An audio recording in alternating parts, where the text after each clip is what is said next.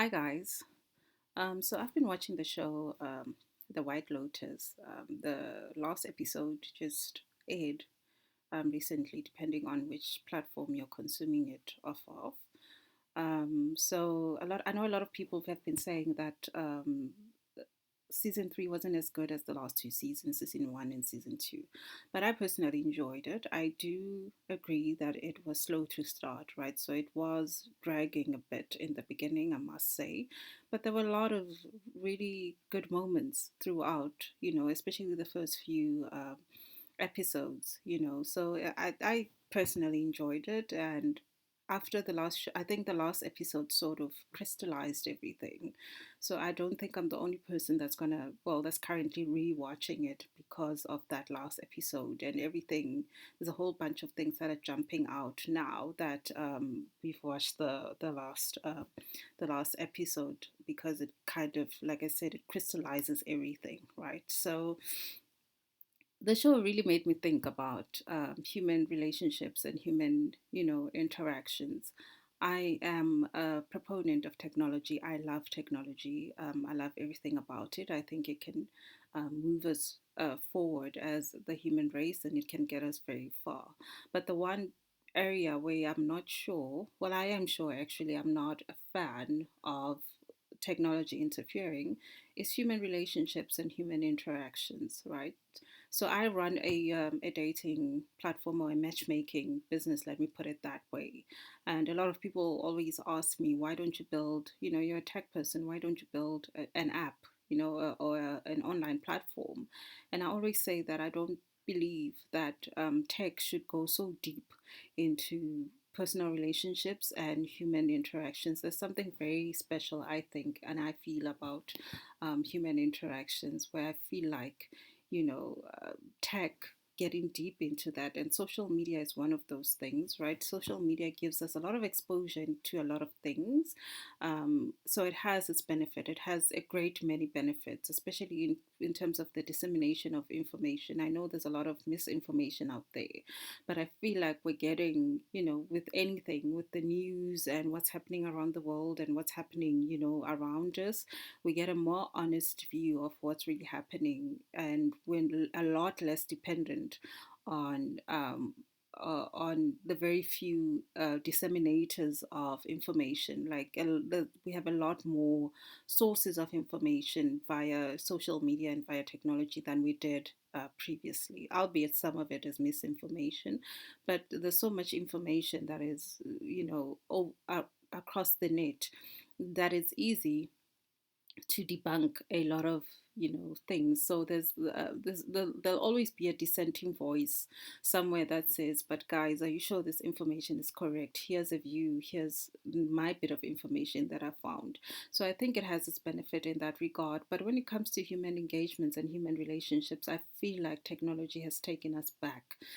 As the human race, it's really, I think it's done a lot of damage. It's sowed a lot of division among people, because now we can communicate via alter egos of ourselves, hiding behind, the internet, or hiding in the internet and pretending to be something that we're not, or really giving so much power to, to that little voice inside, like how children are always listening to the destructive voice inside that says, that you see that puddle of water, go jump inside of it, or go climb on top of the table and jump to the floor, something that could possibly even kill them.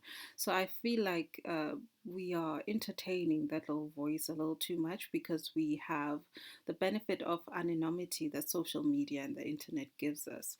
So I really believe that, human interactions should go back to basics, because we do need balance in our lives. I feel very strongly that just focusing on careers and constantly talking about multiple streams of income and the hustle culture and this and that is not enough to fulfill you as a human being. And I think that's part of the reason that we're behaving the way that we're behaving, right? Our lives are not structured in a way that a human being could feel that their existence in this earth makes sense. And a lot of that has to do with human relationships and how we engage with each other and how we interact with each other. I think if we went back to having a more personalized way of doing things, pick up the phone and call somebody, meet up for coffee and talk face to face, I think a lot of things would be, things wouldn't be as bad as they are in terms of how we're currently angrily engaging with each other and how we're dismissive of each other's feelings and how we're dismissive of each other in general. That is not healthy, right? It's just not a way to live. So I do feel like we need to go back to basics, which is why with my matchmaking business, I don't have an app. I could easily build one, but I just don't have one because I believe these kinds of things should be handled in a human way, with human interactions, with natural fundamental human interactions the way we're used to doing them, and and facilitating that process, instead of checklists and stuff, just getting a sense of what a person is looking for via conversation, a face-to-face conversation, and understanding what makes a person tick, and just taking a few risks, because at the end of the day, once people connect, the checklist goes out the window, right? Well, we hear a lot of people that have spent many years together saying, he's not necessarily or she's not necessarily my type, but I found the greatest love with this person because we just connected, and I discovered a whole new type of person that connects with me, so I do feel like we're going a little bit too far in terms of, especially with now we're doing AI alter egos. Now we're having avatar versions of ourselves. I don't know if we should be doing that, but it's technology. It's here. I think at some point we'll do a 360. Let me put it that way, and come back to basics and basics of doing things. So anyway, so I was talking about this show, the excuse me, the White Lotus, and how it brought me back to how important human relationships and human engagements and human interactions are, right? So Kate definitely voted for Trump, that's for sure, right? And her friends that have known her since from the very beginning know her as probably a Democrat and somebody who would never even entertain the thought of voting for somebody like that. But I think it boils down to human interactions. She looked at her family, her husband, her children, her community, and how that gives a fulfillment in life, and decided she's going to choose that. And politics are not going to ruin that for her, right? And I know politics, whether you engage on politics or not, politics will find you. Politics shape our day-to-day lives. Politics are part of our lives whether we like it or not.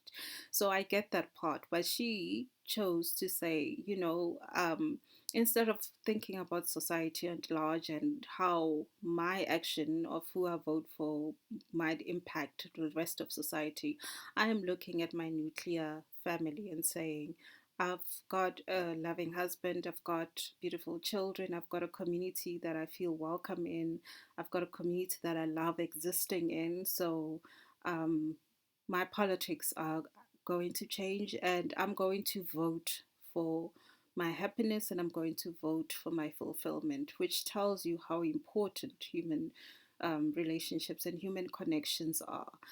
It brings up a conversation around the US elections, where people were saying, husbands were telling wives who to vote for and going with them to the voting station, and basically forcing them to vote for whoever they feel is the best candidate. And again, that also boils down to human interactions and human relationships. So I think we tend to, downplay how important those things are, right? How we engage with our families and friends and our greater communities, and how important that is compared to all these other things that matter to us at a macro level, right? So, at a micro level, in terms of human interactions and human relationships and the connections that we have with ourselves and with other people, that is tends to be much stronger than what happens at a macro level, even though what happens at a macro level will come back to, sometimes even bite us at a micro level, right? Either it's going to come back to benefit us at a micro level, or it's coming back to bite us at a micro level.